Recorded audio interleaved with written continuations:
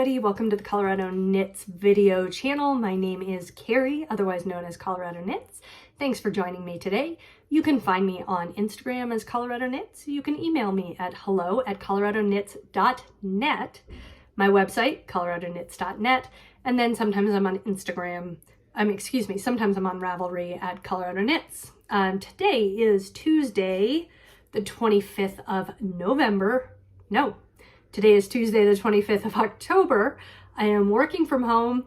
Well, I'm always working from home, but I'm in my home office. My husband is out there watching TV, so you may hear a little bit of background noise. I'm trying to be quick so that I'm not necessarily interrupting him on his day off.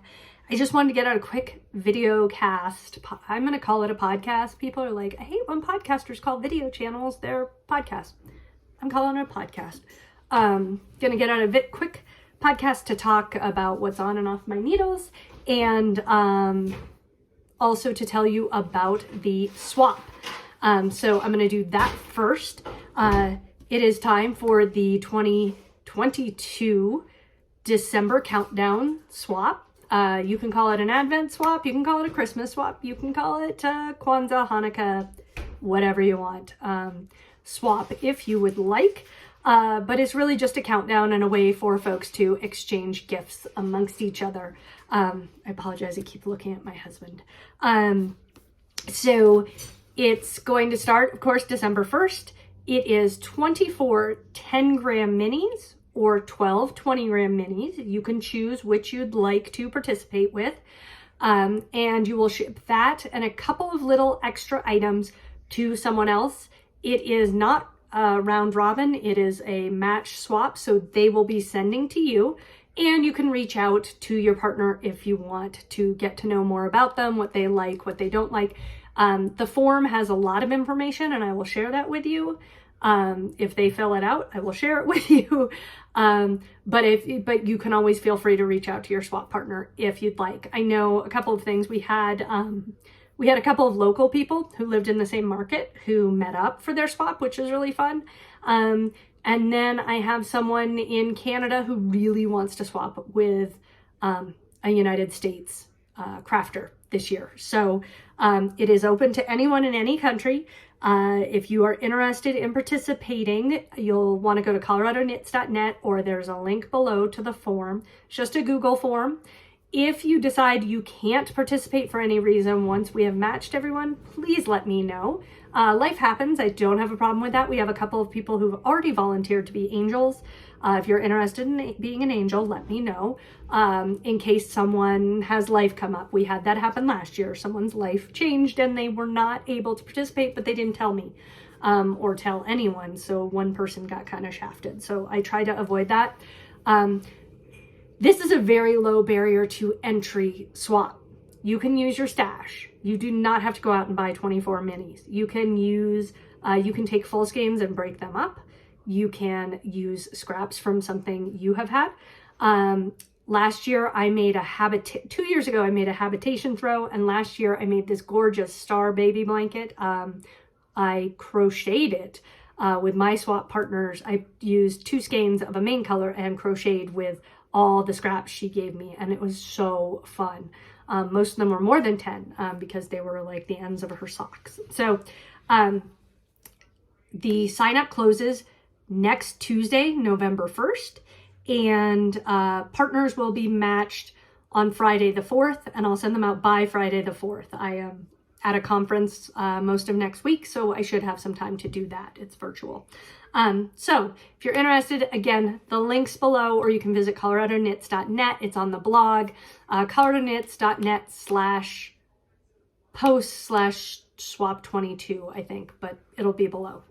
So sign up for that. Get started on that. The only other thing, if you do, you're expected to send like 2 little things. And when I say little things, I'm talking little things. I'm talking like a little baby hand cream, or some stitch markers, or a progress keeper, or some chocolate or tea, whatever works for you and works for your partner. So very low barrier to entry.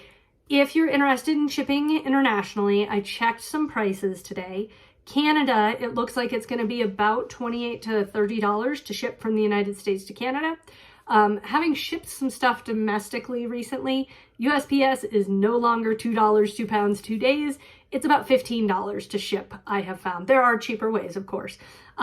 So also, when you're buying your yarns, think about that. It is $30 to ship from the US to Canada.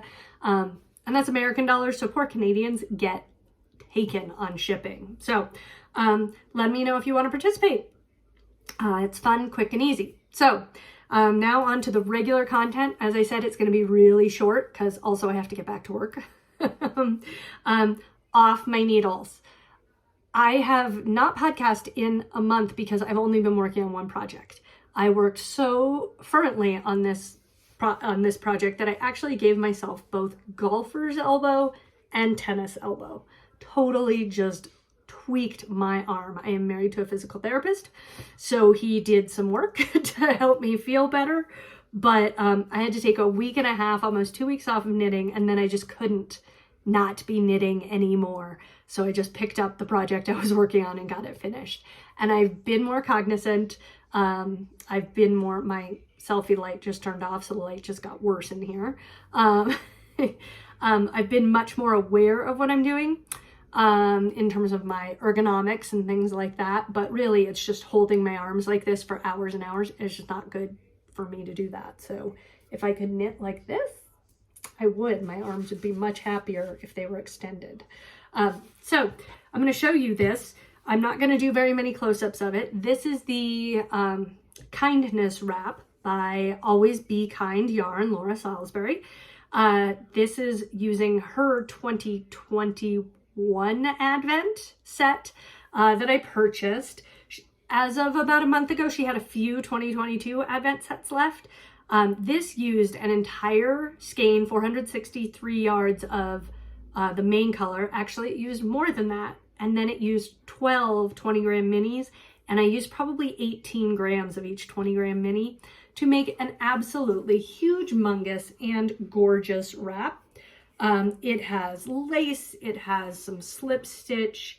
Has a lot of stockinette. There's a lot. If you don't like purling, you probably won't love this. But it's big. And I say it's big. And yes, you can tell I aggressively blocked it because look at that lace. I just had to aggressively block it. And mine ended up being about 14 feet. So it's very huge. And if you know me, you know I love a good wearable blanket. And this is a very good wearable blanket. So this pattern will be coming out around December 1st. I am going to point out my favorite color. Can't really see it because my lighting is so horrible right now, but this is a light pink and it's got pink and orange and yellow speckles in it, and I'm going to make a sweater in that for sure. So that's on and off the needles. I did it in about a month with that 1.5 to 2 week break, and I would say first of all, if you don't want it to be 14 feet long, don't aggressively block it and don't use every color. But also that each section took me about 4 hours total to do a full section. And you could do that in 2 days. So if you have 12, you could do it. If you were doing the whole countdown to Christmas Advent, you could do that. So, and yes, like I said, I super aggressively blocked it and I love it and it's soft, and her yarn's just phenomenal, which is now a good segue to the on the needles. On the needles, oh, I dropped some stitches. Zoot. I have a sock from Always Be Kind Yarn. This is my traveling sock. I have only been working on this sock when we're in the car, when I'm at a show. I started it during Into the Woods at a local production, and then I worked a little bit of it on Come From Away, the Broadway tour came through.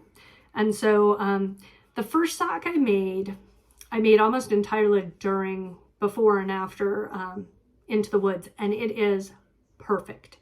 I have knit more than 100 pair of socks, and I see a slipped stitch right now that's freaking me out, or a drop stitch. I have one drop stitch.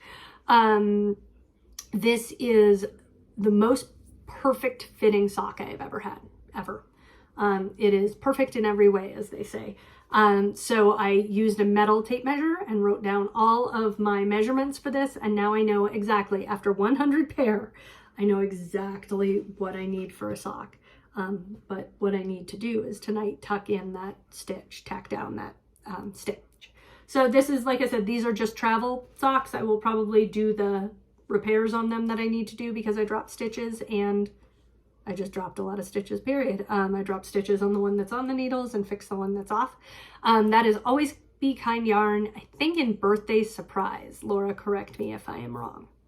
And then my next piece on the needles, and this is it, this is all I have really active whips right now, is I would like to thank Carla from the Relentless Knitting podcast for telling me, making me, enabling me to cast on another project. And it was the one reason I had to bust through this, because she at the Relentless Knitting Company, they are doing a knit along called the Colder Than a Witch's Cal. And it is a craft along to knit something that goes against your skin in the winter. And in this case, I am doing the Ripple Camisole by Jessie May Martin of Jessie Made Designs.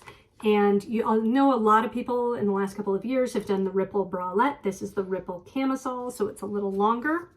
And it's very simple knit. It's a rib. There's some simple shaping. The pattern's very funny. It's like, follow the pattern. The pattern works. Trust the pattern. She says that throughout the pattern. So trust the pattern. Jessie suggests that you use 10 inches of negative ease in your cami. 10 inches. So I'm like, okay, so I cast on about the same number of stitches that I cast on for a hat. Using US 5s. It calls for US 3s or 4s, but I didn't have 4s in wooden needles, so I cast on 5, and I always have to go up a size anyway, so I figured that was fine. This is a camisole. This is my camisole. As an example, wait, this is my sock. My sock is actually wider than my camisole. But this is a very stretchy rib on a US 5, and this is a US 0, so there's no give in my sock. And I am about 11 inches in, which is where I am supposed to divide. But it makes it very clear that also try it on, because you're going to have shrinkage. You're going to have significant shrinkage. So if I were doing a bralette, this would be great, but I am going to actually knit almost twice this much before I go to the shaping. So I am excited to get working on this. I will say it took me a little over a day to knit this much because it's just mindless, not very many stitches in the round knitting. And I am using this beautiful, super soft, it is too soft for socks. It is from Simply Socks Yarn Company, and it's their small batch socks, so it's dyed in-house. Do I have a color? I do not, but it's an 80/20, and it is just ridiculously soft. It's a light pink with a bunch of different, obviously you can tell it's speckles. The light in here is horrible, but it's blues and gold and maroon. And it would have made very pretty socks, as you can tell, but it is so soft that I'm actually not, like, I was nervous about putting wool next to my very delicate skin that never sees sunshine. But this will be done by my next recording. And it is another addictive knit. I can see why people knit a bunch of these. I think I would size up one size or one needle size. Again, I'm a tight knitter, so I'm gonna actually bother you guys and look. This says use a US 4. I'm using a US 5. I might use a US 6. There isn't a 5.5, unfortunately. But that, or I just add on another repeat of the stitches in there to make it just a little bit bigger, but we'll see. This is also superwash, so it's going to stretch when I wear it. And this is, I am not the person, look, I'm wearing a big baggy sweatshirt. This is really something I would wear at home under a big baggy sweatshirt. But I'm excited to get that done this weekend. Her craft along ends on Halloween at noon Pacific time, so I have to get shaken and bacon on that. The only other thing I will show, this is my ginger snap bag. These are their recycled or upcycled kilt fabrics. And I grew up wearing kilts. My sister had to wear them as her uniform at her school. They could wear any kilt they want as long as it was a kilt. It was funny, they used to wear jeans under the kilts, but they had to wear kilts. And I saw this on her website and I just had to have it, and it's super cool. It's got a little metal frame in it so it stays open, but it's not like a snap frame. It's not like one of your purse, like those little coin purses or anything, but it's pretty cool. And it's perfect for a project like this. So that's what's on the needles. That's what's off the needles. There's very little that is needle adjacent. I'll be starting a whole bunch of other projects when I finish this and getting ready for the swap. So hopefully the next time I record, it will be a little bit, have a little more content for you. So thank you. Thank you, new viewers, returning viewers, random people who stop by. Thank you. I hope you all are well. Stay positive, test negative, knit the yarn you love, stop hoarding it. Laura was pretty surprised I hadn't even opened my advent from last year. I'd opened half of it, not even half of it, and so I ate a bunch of stale chocolate that wasn't even really stale. Knit the yarn, enjoy it, and don't stress out about stuff, because I guarantee 99% of the stuff that you get super upset about totally is not worth getting upset about. So those are my life lessons. Thank you, and I will see you in a couple of weeks.